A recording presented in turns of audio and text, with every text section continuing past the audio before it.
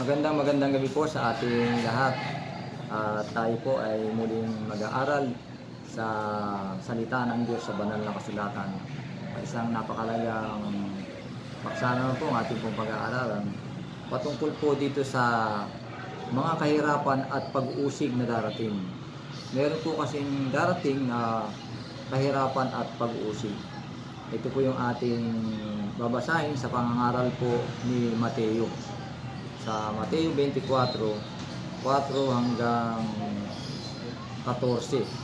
Yan, ating pong pag-aralan ang pangaral ni Mateo. Sabi po sa 4, at sumagot si Jesus at sinabi sa kanila, mag-ingat kayo na huwag kayong maligaw ninuman. Sapagkat marami ang magsisiparito sa aking pangalan na magsasabi, ako ang Kristo, at ililigaw ang marami. Ayan, napakalinaw naman po ng sinabi ng pag-uusap nila dito. Nagtanong kasi po yung mga alagad sa ating Panginoong Hesus kung kailan mangyayari ang mga bagay na ito at ano ang palatandaan ng pagdating ng katapusan ng mundo po ng sanlibutan na ito. Sumagot ating Panginoong Hesus na mag-ingat kayo na huwag kayong mailigaw ninuman. Marami pong tao na maililigaw sa pangaral na hindi sang-ayon po sa sinasabi ng banal na kasulatan. Kaya pinag-iingat po tayo at tayo po ay dapat magsaliksik ng banal na kasulatan, magbulay sa kasulatan upang huwag tayong mailigaw na nangangaral na labas naman po sa banal na kasulatan ang ipinangangaral. Kaya dapat po tayo mag-ingat kapatid na dito sa pagpapatuloy po na ating pag-aaral. Sabi po dito, at mga kakarinig kayo ng mga digmaan at mga alingaw-ngaw ng mga digmaan. Ingatan ninyo na huwag kayong magulimihanan sapagkat kinakailangan ito'y mangyari, datapwat hindi pa ang wakas. Sapagkat ang magsisitindig ang bansa laban sa bansa at ang kaharian laban sa kaharian at magkakagutom at lilindol sa iba't ibang dako. Ayan, ang liwanag. Makarinig tayo ng digmaan.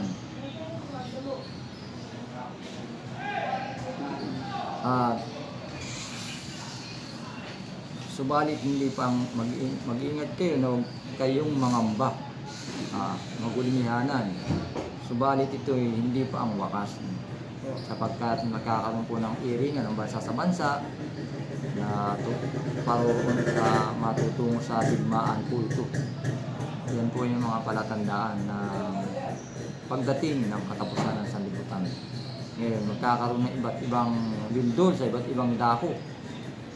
Ayan. Ang lindol sa iba't ibang dako ay ang pagdalaw ng Diyos. Galit po ito ng Diyos upang maalala ng mga tao na may tunay at buhay na Diyos na dapat nating sambahin at papurihan. Ngunit ang lahat ng mga ito ay pasimula lamang ng matinding paghihirap. Kapag nagkaroon po ng talagang malalakas na lindol, naapektuhan po yung mga hanap buhay ng tao. Kaya magkakaroon ng gutom at kahirapan. At sabi po dito,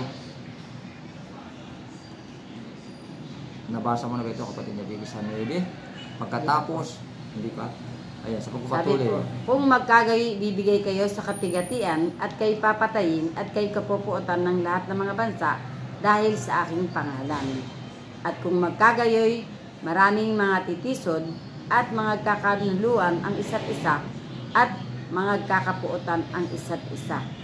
At magsisibangon ang maraming bulaang propeta at kanilang ililigaw ang marami. Ayan, nangyayari na po yan mga kaibigan. Ano po?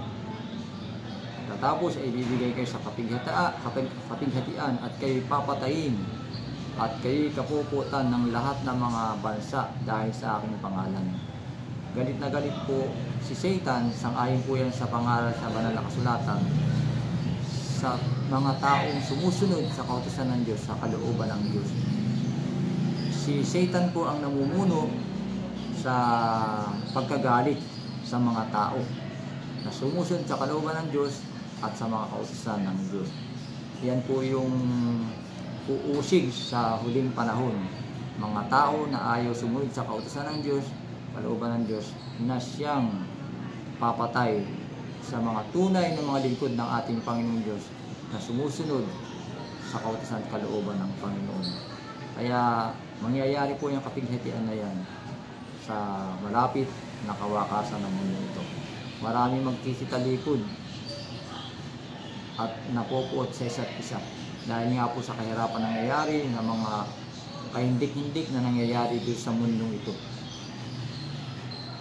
Napopuot na sa isa't isa ang mga tao. At maraming bula ang propeta ang lilitaw at ililigaw nila ang marami. Napakarami na po na limitaw at sa dako-dako pa ron ay may lilitaw pa mga bula ang propeta na nagsasabi na sila ang Kristo. Sila ang anak ng Diyos. Sila ang Kristo dito sa lupa. Ay ililigaw po ang marami. Kaya ang mga anak po ng Diyos at ang mga tunay na nagsasalisik ng salita ng Panginoon ay hindi na po maililigaw. Kaya nga, kung ang mga anak nga ng Diyos ay pinagsasabihan ng ating Panginoon Jesus na mag-ingat kayo at baka mailigaw kayo, ay dapat po lahat tayo mag-ingat dahil marami po talaga yan darating na mga bulaang propeta. Kapatid na Binso, Pagpapatuloy po. At dahil sa pagsagana ng katampalasanan, ang pag-ibig ng marami ay lalamig.